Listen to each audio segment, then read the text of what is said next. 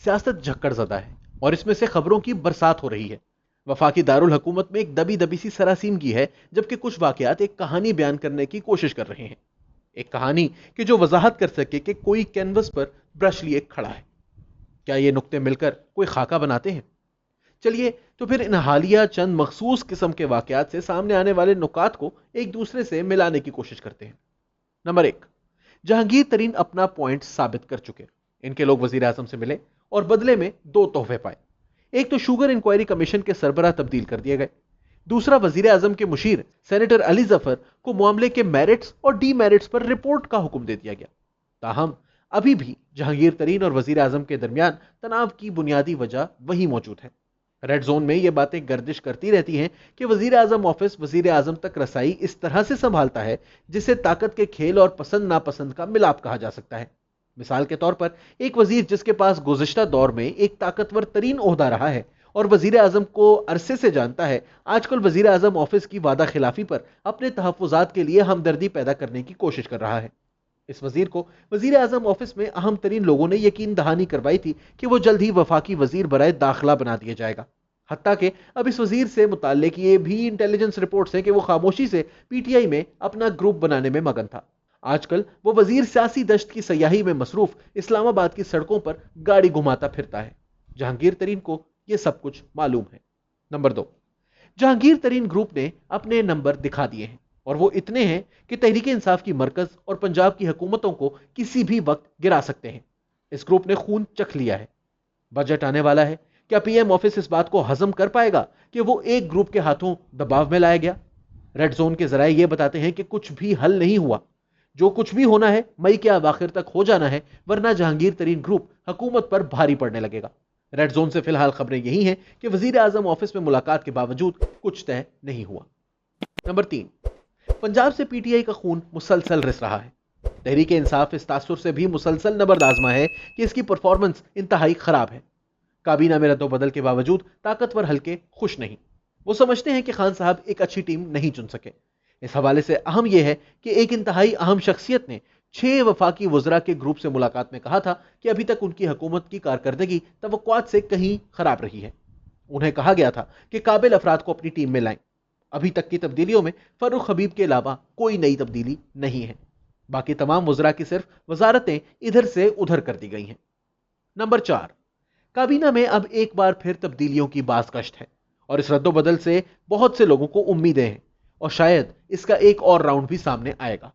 بہت سے امیدواروں کو بتایا گیا ہے کہ ان کے نام یا تو وزیر مملکت یا پھر مشیر کے ناموں کے طور پر فائنل کیے جا چکے ہیں۔ بس وزیر اعظم کو اب درست وقت کا انتظار ہے۔ اس بات کو ہوئے لیکن اب کچھ ہفتے بیت چکے ہیں اور اب خاموشی کی وجہ سے غیر یقینی بڑھ رہی ہے۔ نئے چہروں کی کابینہ میں شمولیت سے حکومت کو ایک نئی کمک میسر آئے گی۔ کم از کم پی ٹی آئی خود کو یہی تسلیاں دے رہی ہے۔ نمبر 5، کابینہ میں حالیہ رد و بدل کے بعد کابینہ اراکین میں ایک نیا تناؤ پیدا ہو چکا ہے۔ جن لوگوں سے اہم وزارتیں لے کر کسی دوسرے کو دی گئی ہیں، وہ یقیناً اپنے بعد آنے والے ٹیم کے کھلاڑی کے لیے نہیں کھیل رہا ہے، بلکہ امید کر رہا ہے کہ وہ ناکام ہو۔ کپتان اور ان کی بیٹنگ لائن اپ والی باتیں تو اس حد تک غیر حقیقی ہیں کہ ٹیم کے کھلاڑی ایک دوسرے کے خلاف کھیل رہے ہیں۔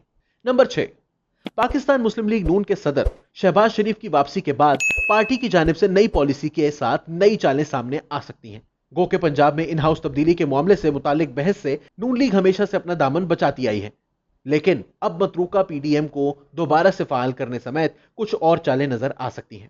ذرائع اس بات پر خاص توجہ دے رہے ہیں کہ اقتدار کے اصل ایوانوں میں کچھ سابق نون لیگی وزراء کو اچھے الفاظ میں یاد کیا جا رہا ہے، خاص طور پر شاہد خاقان عباسی، مفتاح اسماعیل، انجینئر خرم دستگیر خان اور احسن اقبال کے بارے میں کہا گیا ہے کہ یہ لوگ قابل اور بیرون ملک سے اعلیٰ تعلیم یافتہ تھے۔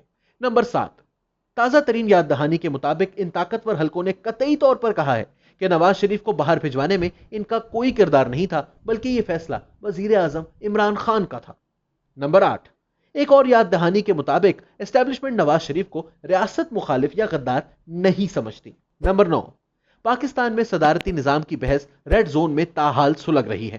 بے شک اس فارمولے کو بہت زیادہ لوگوں کی تائید حاصل نہیں، لیکن جن لوگوں کی تائید حاصل ہے وہ بہت طاقتور لوگ ہیں۔ دلیل اس کے بارے میں بار بار یہ دی جاتی ہے کہ برطانوی جمہوریت برطانیہ اور آسٹریلیا جیسے چند ہی ممالک میں کامیاب ہو سکی ہے۔ وزیر اعظم عمران خان نے بھی اپنے ایسے ہی خیالات کو کبھی مخفی نہیں رکھا۔ منطق دراصل یہ بتائی جاتی ہے کہ ان ناکامیوں کی اصل وجہ یہ نظام ہے جو محض الیکٹیبلز کو ایوانوں تک پہنچا دیتا ہے، جو وزارت چلانے کے حوالے سے اتنی قابلیت نہیں رکھتے۔ اس پر ترا یہ کہ بیوروکریسی بھی اچھی نہیں، جس سے یہ گورننس مزید تباہ حال ہے۔ ملک کے قابل ترین دماغ اب بیوروکریسی میں نہیں آنا چاہتے۔ اگر پاکستان کو اپنی گورننس کے طریقہ کار کو یکسر تبدیل کرنا ہے تو اس کے لیے اسے نظام میں کچھ بڑی تبدیلیوں کی ضرورت ہے۔